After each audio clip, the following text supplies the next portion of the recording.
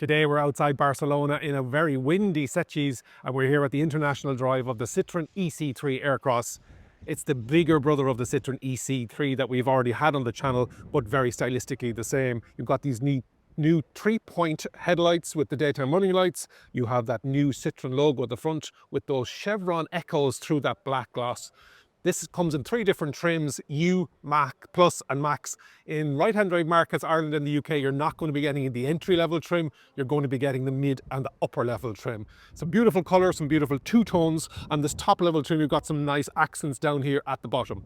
There is no frunk inside there. You probably could fit an aftermarket tray in there for cabling. At the bottom of the bumper here and down along the side, you're going to get these colour clips that we would have seen on the original eC3. Today we're in gold.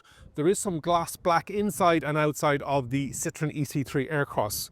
It's not an SUV unless you have this cladding all around the wheels. And again, you've got that echo of the Citroen chevron through it. We're on 17-inch diamond cuts as well on this. I think it looks lovely. Down along the side is where you see the difference between this and the eC3. It's 370 millimeters long. In electric version, it only comes in 5-seaters, but in the hybrid and petrol versions, you are going to get 7 seats if you do need that. Gloss black wing mirror, because it's the electric, you get that E with the umlauts and the anodized blue. Two-tone with the gloss black, and on the top here, you've got these lovely chunky roof rails.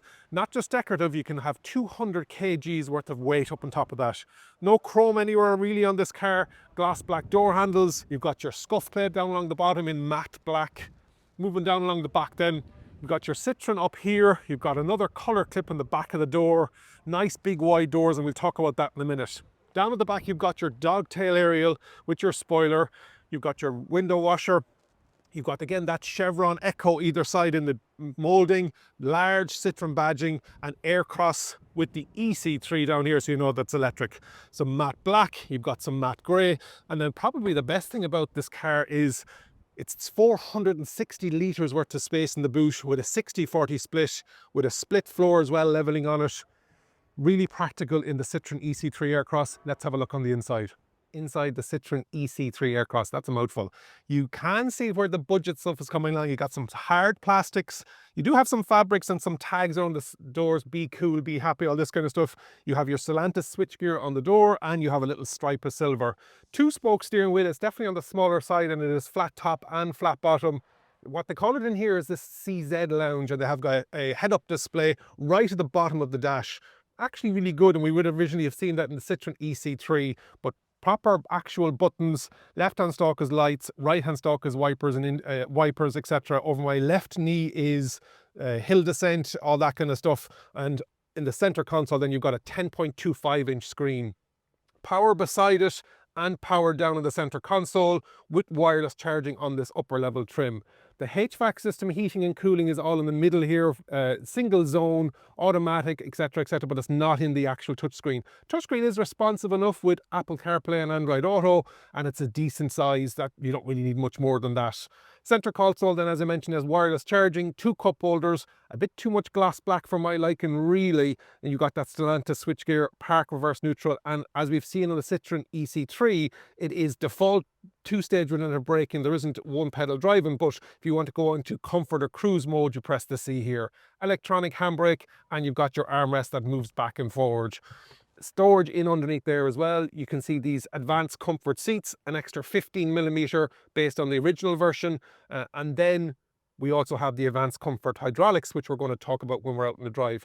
Overall, great space for me. I'm 6'2", 188 centimeters. Head height, you've got a good 8-9 centimeters there.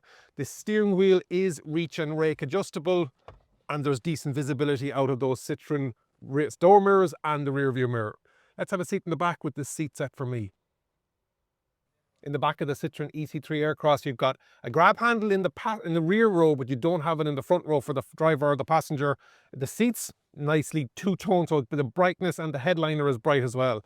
We've got a device holder, we've got some magazine holders down here. Small bit of a transmission tunnel. They've done a really good job on that smart platform. So this will share components with the Opel Vauxhall Frontera. 2 USB Type-Cs and a 12 volt, so plenty power options, but the legroom was phenomenal in a car, B-segment SUV. My feet can go in underneath the seats. My headroom at 188 centimeters, 6'2", is about 6-7 centimeters. Hard plastics, yes, but durable. We've got a small bit of soft touch, and on this tag we've got something saying feel good. The windows are tinted on the top trim and it go down that far, and the door opening is actually a decent size as well. We've got two Isofix, there's the door open, so nice and wide for getting child seats in and out. We've got two Isofix seats in the outside seats, but we don't have a centre armrest. 3 seat belts in the back. Overall, some amazing space between this, the boot, the overall length of the Citroen eC3 Aircross. I think they've done a great job of packaging it all up together. Some beautiful colours as well. You'll see all camera here now. We've got that green, that new green with that white two-tone, and obviously the red with the black here today. Okay, let's take it out for a drive. Some other colours, we've got the white with the black roof two-tone, and we're also going to see now in a second, same alloys across all of them, the 17-inch, you're going to see the silver with the black on the two-tone. Battery size comes in 44 kilowatt hour with a 300 kilometer range, and a 54 kilowatt hour with a WLTP of 400 kilometers, 11 kilowatt on AC, and 100 kilowatt on DC. Let's take it out for a drive. What's it like driving the Citroen eC3 Aircross around town initially? Very smooth. You've got that advanced comfort suspension and those seats. It is all about nice and easy. You do have all the ADAS functionality in here as well. Doug DeMuro would say quirks and features. I'm really interested in that head-up display. Is it cheaper for them to do a reflective screen rather than an actual screen? It's nice though. It's right at the bottom of the windscreen, right in the eye line, so no need for a head-up display. I was speaking to somebody earlier, and yesterday we drove the Citroen eC4, and I would probably have the eC3 over it. It's a bigger boot at the 460, just a better form factor overall. I like the eC4, but if I had to buy it, I'd probably buy this one. Now, battery sizes are slightly different, don't get me wrong. So we are coming up at 44 kilowatt hour, giving you a 300 kilometer WLTP roughly, and then a 54 kilowatt hour giving you a 400 kilometer WLTP. It is, because it's an SUV, and because of that adaptive suspension, it's a small bit wallowy in the whole thing, but comfortable. There are no different drive modes. It is all the one. I can't find the button to switch the drive modes anyway, if there is one. Single climate control. And you also have that 10.25 inch screen, which is decent. Visibility, great size door mirrors with blind spot on this max trim, and out the back if the central headrest isn't up. Very good headroom out there as well. Yeah, this is exactly where it's going to live for the majority. I think it's very capable. Head height is good. Seats are comfortable. You have everything you need. Air conditioning, cruise control if you want to, but obviously not. And we're going to take it out on the motorway now. And those 17-inch wheels, I think, are perfect. No need for anything bigger. Lots of handy storage around the dash as well, and a decent amount of different textures and fabrics. I don't like the gloss black in the middle like we talked about when we were doing the static interior-exterior look around there at the hotel. But yeah, overall decent. The brakes are default B mode, and then if you want to have that more freewheeling, no resistance on larger roads, bigger motorways, which we're going to do in a bit, you will have that there as well. You just press the C button on it.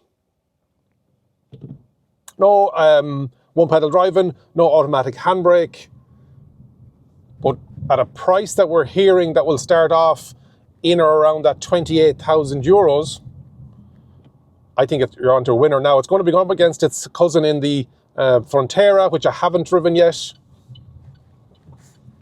You can see there all these undulations on the road, and no problem. Nice and comfortable. Join me back when we take it out on the motorway. Driving here at 90 kilometers an hour, very quiet. I really like that head-up display. It is broken into 3 parts. Left-hand side is battery, and that's fixed. Middle is your speed, and then it also has speed sign recognition, what mode you're in, and also then on the right-hand side, it's more of a menu option. You can filter through it, so it'll show me my range. The battery shows you in percentage, not in range, but on the right-hand side, you can have it as range. So at 86% battery here with the 44 kilowatt hour, I'm at around 250 kilometer range with the temperature outside. I can also get the odometer and a Charge Eco Power kind of a floating gauge as to what I'm doing with the accelerator, trip A and trip B. One feature I do like on the steering wheel is the ability to click the menu button and it updates on the right hand side, and you can click into driver assistance, and there are a couple of quick options that you can actually change on that. You can change from automatic high beam via the steering wheel, the speed change sound, the driver attention warning, and then you can reset the TPMS. So lots of things that you can do very quickly on the steering wheel, which I like a lot. Another thing that a lot of manufacturers don't do, and thank you Citroen for doing it, is on the battery side of the display, it shows me exactly, as we go into a tunnel, it shows me what size the charging port is on.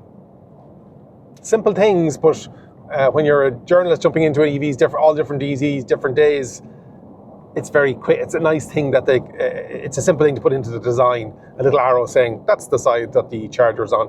On the Citroen eC3, you have it on the rear left-hand side, which is, I like to call it the Tesla corner. So if you are able to utilize the Tesla supercharging network, it's nice and easy and handy, and you're the same side as a Tesla, so the cables will reach, you'll be in the right parking bay, loading bay, or EV charging bay. Some nice accent lighting here on the Max trim as well, so we have that. It has automatic lights, it has automatic wipers on this trim, so for the money, and again, we don't know what the Max trim is going to come in at, but it's very well kitted out. Made in Europe, made in Slovakia or Slovenia.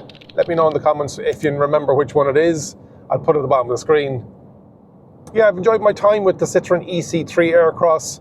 If the range works for you, the 44 kilowatt hour or the 54 kilowatt hour, I'd highly recommend it. And it probably will work for the vast majority of people. If you haven't already subscribed to the channel, please do so. Hit the like button, leave a comment and let me know if you are thinking about the Citroen eC3 Aircross. And remember, if you think an EV is for you, leave it to me and I'll review. Thank you very much for watching.